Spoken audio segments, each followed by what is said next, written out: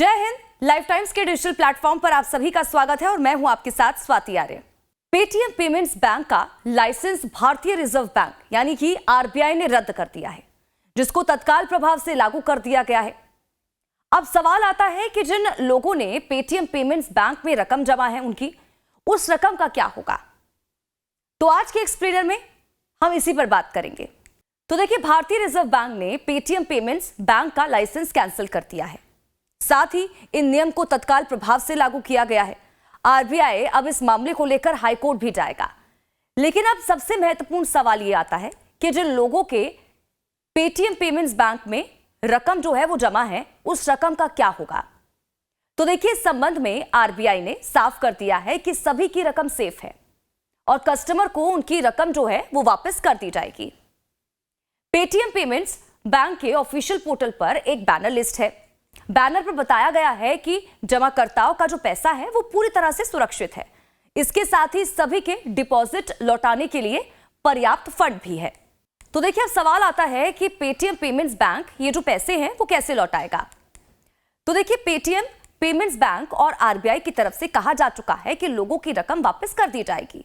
हालांकि Paytm portal पर रुपए लौटाने का जो प्रोसेस है अभी नोटिस में वो नहीं बताया गया है, लेकिन जल्द ही कंपनी इसके बारे में डिटेल्स जो हैं वो शेयर करेगी। अब देखिए, लाइसेंस कैंसिल होने के बाद पेटीएम पेमेंट्स बैंक क्या नहीं कर पाएगा, ये भी आपको बताते हैं।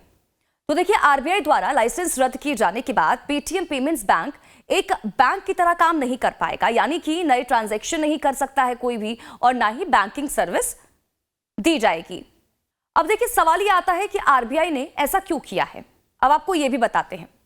देखिए, आरबीआई द्वारा पेटीएम पेमेंट्स बैंक का लाइसेंस कैंसिल करने के पीछे कुछ खास वजह रही है, जिसमें बैंक का काम सही तरीके से नहीं चल पा रहा था। खाता धारकों के हित को खतरा था। इसके अलावा मैनेजमेंट पर भरोसा भी नहीं रहा था और शर्तों का पालन भी नहीं किया जा रहा था। हालांकि आरबीआई इससे पहले भी आपको बता दें कि पेटीएम पेमेंट्स बैंक को लेकर सख्ती बरत चुका है। 2022 में नए ग्राहक जोड़ने पर रोक जो है वो रख चुकी है। इसके अलावा 2024 में खाते में पैसा डालने पर भी जो रोक है वो लग चुकी है। इसके बाद पेटीएम फास्टैग भी प्रभावित हुए हैं। अब देखिए, पेटीएम और पेटीएम पेमेंट्स बैंक में अंतर क्या है ये भी आपको समझा देते हैं। तो पेटीएम और पेटीएम पेमेंट्स बैंक ऐप दोनों ही अलग अलग हैं। आरबीआई ने पेटीएम पेमेंट्स बैंक का लाइसेंस कैंसिल किया है।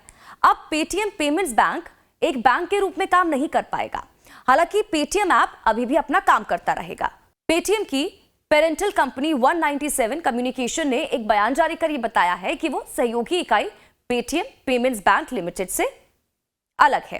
तो अगर आप लोग ये सोच रहे हैं कि ऐसा होने से आपके पैसे डूब जाएंगे, आपके जो पैसे हैं वो वापस नहीं मिलेंगे, तो ऐसा नहीं होने वाला है, क्योंकि ये जो है वो क्लैरिटी आरबीआई की तरफ से कर दी गई है।